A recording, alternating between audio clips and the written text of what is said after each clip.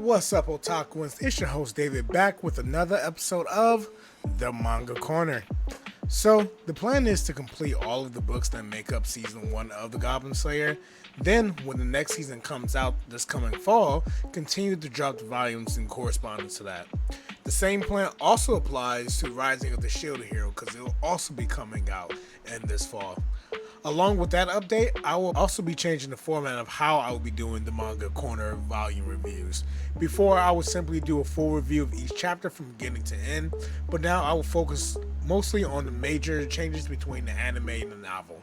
This will transition well once this next season begins, so that we don't spend too much time reviewing scenes from the anime just watch. I hope everyone enjoys the changes, and if you have any ideas or input, please feel free to drop a comment. If you haven't already done so, leave a like and subscribe to our channel so you don't miss any of our future news, reviews, and announcements. Moving forward, today we'll be continuing on with Goblin Slayer Volume 2. Chapter 1, Adventures and Daily Life. The novel begins with a scene that we do not see in the anime. It's a reintroduction to all of the main characters in Goblin Slayer's party. They are seemingly on that promised adventure that Goblin Slayer had promised High Elf Archer he would go on, but it just turned out to be another goblin quest as soon as they start to pick up the scent. The heroes easily and efficiently dispatch all the goblins. The chapter then transitions to the farm that Goblin Slayer stays at, where we're reintroduced to his childhood friend Cowgirl and the owner of the farm, her uncle. With their reintroduction, we also see a display of each of their relationship with the young Slayer, one of distrust and the other of possible love. We finally transition to the first shown part in the anime where Guild Girl is pleading with Goblin Slayer to act as an observer in episode 5 of the anime. With some pouting, Goblin Slayer agrees and we learn a little extra about the promotion process. We learn about the 10 ranks adventurers are divided into in the process of raising your ranks through rewards attained, how much good you've done, and your personality. Some refer to these as experience points that one accumulates to eventually receive promotion. Goblin Slayer is hesitant to accept, not just because it has nothing to do with goblins, but also because he doubts he's even worthy. Guild Girl assures him that he's more than qualified, so he agrees. Before we get to the interview with the Rhea Scout from the anime, we see a scene in the hallway outside the interview room where the party of the Scout, including him, wait to be called in. The party seems to be at its wits' end with mounting debt, poor equipment, and near-death experiences leaving them craving to receive a promotion, which would help bring them back into the black. The Rhea Scout boasts about having no debt and how they shouldn't worry. We soon learn that in his role, he has been stealing treasures he's found and keeping the rewards to himself. During the interview, it is quickly found out and he's punished. This chapter ends with how episode 6 begins with Goblin Slayer announcing the Goblin Slayer quest to his party and the reward of 1 gold coin each. Of course, they all agree, but unlike in the anime, this scene ends with everyone at the bar soon becoming rowdy. High Elf Archer and Dwarf Shaman compete in a drinking game. Dwarf Shaman wins easily, of course, and other adventurers joining in the fun with bets, drinking, and arm wrestling. Goblin Slayer carries a drunk High Elf Archer home at the end. Interlude of the Gods Making Merry. In a far-off distant land, the goddess Illusion just completed creating a dungeon on the map and decides to add some monsters, because there's no fun without them. While putting in some finishing touches, Truth appears and adds more monsters and traps to the dungeon. This leaves the goddess distraught with nothing to do because the dice roll has begun again. Chapter 2, Goblin Slayer in the Water Town. Our next chapter continues along the same path of the anime, where our adventuring party arrives in Watertown and meets with the Sword Maiden to learn of their quest. The flow of the conversation was pretty much the same. Small crimes began to happen in the evening, then the deaths and disappearances. When it was suspected it was just goblins, the government refused to mobilize the military and to only use adventurers. Since those adventurers never returned, no one else is making any moves to solve the problem. Of course, Goblin Slayer does not care about any of that extra info, just how to best access the sewers so he can slay some goblins. Interlude of the two of them. This short interlude is of an exchange between Guild Girl and Cowgirl. Cowgirl is making her normal food deliveries when Guild Girl notices Cowgirl seems upset. They talk about Goblin Slayer being gone on his quest and even gossip of adventurers going and saving damsels in distress and then later marrying those same damsels. This quiets both girls before they then switch subjects to talk about going to the festival later in autumn. Chapter 3, Random Encounter. We come back to our heroes still following along in the anime in the midst of battle with the goblins below the city. The action was a bit more dramatic in the novel, but overall the same flow. After the combat ends in this engagement, we find out that the heroes have been at it for 3 days now, and this is the 5th time today that they have been attacked by goblins. This makes them worry truly how many goblins are down in the sewers. What we do miss between this engagement and the next is the heroes are being totally worn down both body and mind. They are constantly fighting goblins in regular intervals while they are in the sewer, and the group recalls memories of past battles. Right as Goblin Slayer thankfully assures High Elf Archer she won't have to worry about hiding her scent and covering herself with goblin intros, the rain begins and the group decides to hunker down and eat and drink. When we then continue on the scenes in the anime, the group is ambushed by a boat of goblins traveling down a canal. The group dispatches the goblins rather easily through pepper bombs, simply knocking them into the waters, because the goblins can't swim, and the final attack from Dwarf Shaman dropping a boulder onto the boat. Soon we see the white alligator appear, the 3 new boats appearing, and Goblin Slayer plan to trick the goblins into going towards the light due to the knowledge that adventurers always use lights when they're doing their adventuring. But when the goblins finally reached the light, they met the white alligator instead. Though this scene did follow the novel in the anime, it was a bit more graphic on the side of the goblins. We then follow the same conversation. Instead, this all happens while the group wait for the battle to subside, then to slip out, while in the anime shows the convo happens while they're leaving the sewer. Goblin Slayer believes none of this to be natural and that someone is behind it. Interlude of the Young King. This interlude is presumably about the king reviewing the reports that are being brought to him. He is insistent on their time and efforts being focused on anything combating the dark gods or demon gods. When brought a report from Sword Maiden, he quickly waves it off, stating that they don't have time to deal with every monster that appears in the village. Even adventurers of lower ranks matter little to him. When he hears someone has discovered the Evil One's plans, this gets his attention and he begins to praise this platinum adventurer's actual efforts. Chapter 4, Between Adventurers. This chapter focuses on the exchange between Priestess and Sword Maiden from the beginning of episode 7 in the anime, where Priestess comes to finally understand that Sword Maiden knows exactly of the fear of goblins. The next scene continues with High Elf Archer going to find Goblin Slayer at the town's Adventurers Guild, where she is ogled by every man she passes when she enters. When she meets with Goblin Slayer, they all turn their hatred towards him, to which she obviously ignores. We hear her ask about the letter he sent to which in the novel we learn that there is a postal system that exists, but sometimes it is more convenient to just pay an adventurer to deliver mail or packages, since they'll do anything and go anywhere for a fee. They also briefly speak of some shopping they need to do before Goblin Slayer leads the convo to the lack of the giant sewer rats slaying quest. Before they leave out, High Elf Archer takes hold of Goblin Slayer's hand to make everyone jealous, and they head out. She also asks whether he wears underwear under his armor, to which he replies, "Don't ask." Chapter 5, Onward Unto Death. We continue on with episode 7 of the anime, where the group meets up outside the sewers with their newly added party member, a canary. They learn of his purpose to detect poisons, and they carry forward. The investigation of the sewers today was going a lot smoother than it had before. This is because they now had a better grasp of the pathways and decided from now on to do their best to avoid encounters with the goblins. It was in his plan this time to continue to head upriver, because that is clearly where the goblins' rafts originated from, so wherever they came from is where they'll find the mastermind. Following this route, they will also be leaving the city limits underground.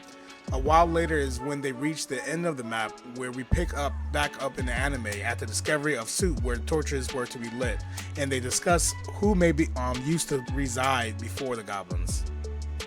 This leads up to the goblin ambush, where they are tricked into a room with what seemed like a captured woman. In the novel, this woman was a skeleton with the skin wrapped around it, while in the anime it was just human hair on a skull. The ambush remains the same from there. During the battle, as in the anime, the adventurers battle endlessly through close combat, spells, arrows, and rocks to dispatch the enemy, but after a while they are overcome by sheer number. Goblin Slayer is the first to take a critical hit, then High Elf, and then Priestess. Goblin Slayer awakes to one thought: bullshit. He wouldn't allow the goblins to get away with whatever they want. He kills the nearby goblins by beating them with the polished edge of his shield and then sneaks up behind the hobgoblin. Again, in the anime, it is just the hair of the bait he used to strangle the champion, but in the novel, it is the spinal cord connected to the skull and hair of the bait that he wraps around the foe's throat. His final attack, he shoves his hand into the champion's eye socket and pulls out his eye. This causes the champion to yell and escape. With eye in hand, he then stands before the remaining goblins, to which they respond the same. We end the chapter with Goblin Slayer losing consciousness following the battle. Chapter 6, Riddles. Our next chapter follows the beginning of episode 6 fairly close. The only difference was Goblin Slayer was awoken by the presence of Burglar, the creature that trained him. We get to hear some internal dialogue from young Goblin Slayer about how long he's been training with, and a couple additional questions than we saw in the anime. We also learn that Burglar is an old real man that found him after what happened in his village, and has since taught and trained him to reach his only goal. Chapter 7, Whispers and Prayers and Chants. Again, we continue to follow the anime where Goblin Slayer wakes up in a room of white on a bed of white linen. Before Maiden walks in, we learn that Goblin Slayer trained with Burglar from the ages of 10 to 15 years old, and that was over 5 years ago, placing him around 21 years old. He does not know whether or not he's still alive. One day he said he was going on a journey and he just never showed up again. From here we follow the dialogue between Sword Maiden and Goblin Slayer. The only new information we learn is that the miracle resurrection could not bring back the dead, its only limit.